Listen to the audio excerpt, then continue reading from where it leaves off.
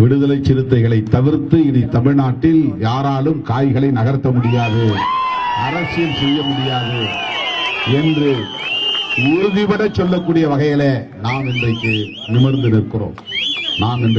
நிற்கிறோம். இதற்காக நாம் கொடுத்திருக்கிற விலை கொஞ்ச நெஞ்சம் அல்ல.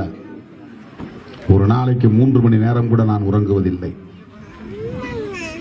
அவ்வளவுதான், வண்டியிலே தான்.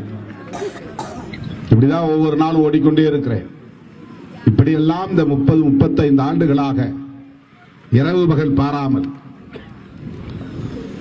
புரட்சியாளர் அம்பேத்கரின் கொள்கைகளை பரப்பி, அவருடைய சிந்தனைகளை பரப்பி, நாங்களும் ஒரு அரசியல் சக்தி என்பதை உணர்த்தக்கூடிய வகையில இன்றைக்கு 4 சட்டமன்ற உறுப்பினர்களையும் 2 நாடாளுமன்ற உறுப்பினர்களையும் கொண்ட ஒரு மாநில கட்சியாக அங்கீகரிக்கப்பட்டிருக்கிறோம். இந்த அங்கீகாரத்தை தக்க வைக்க வேண்டும். தமிழ்நாட்டில் இது ஒரு தவிர்க்க முடியாத சக்தி என்பதை மேலும் மேலும் உறுதிப்படுத்த வேண்டும். இத்தனை காலம் இந்த இயக்கம் இல்லாமல் இருந்த காலத்தில் நீங்கள் வெவ்வேறு இயக்கங்களில் இருந்திருக்கலாம். இத்தனை காலம் திருமாவளவன் இல்லாத காலங்களில் நீங்கள் யார் யாருக்கோ வாக்களித்திருக்கலாம். இன்றைக்கு இந்த ஒடுக்கப்பட்ட மக்களுக்காக, விளிம்பு நிலை மக்களுக்காக புரட்சியாளர் அம்பேத்கரின் கொள்கைகளை ஏந்தி களவாடி கொண்டிருக்கிற விடுதலை சிறுத்தைகள் கட்சியை வலுப்படுத்த வேண்டும்.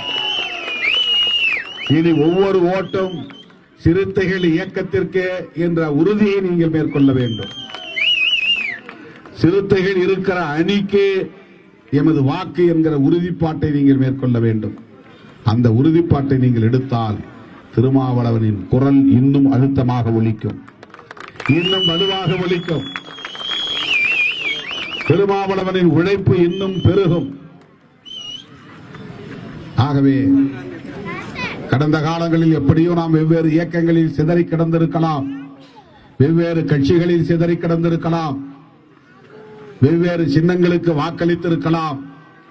ஆனால் இன்றைக்கு தமிழகத்திலே விடுதலை சிறுத்தைகள் கட்சி ஒரு மாநில கட்சியாக அங்கீகரிக்கப்பட்டிருக்கிற சூழலில் கர்நாடகாவிலும், கேரளாவிலும், ஆந்திராவிலும், தெலுங்கானாவிலும், மகாராஷ்டிராவிலும் எங்கள் கட்சி விடுதலை சிறுத்தைகள் தான் என்று சொல்லக்கூடிய வகையிலே இன்றைக்கு அங்கே பிறமொழி பேசக்கூடிய தோழர்கள், தமிழ் அல்லாத பிறமொழி பேசக்கூடிய தோழர்கள் திருமாவளவன் தலைமை நாங்கள் ஏற்றுக்கொள்கிறோம் என்று திருச்சி பேரணிக்கே வந்தார்கள், பங்கு பெற்றார்கள்.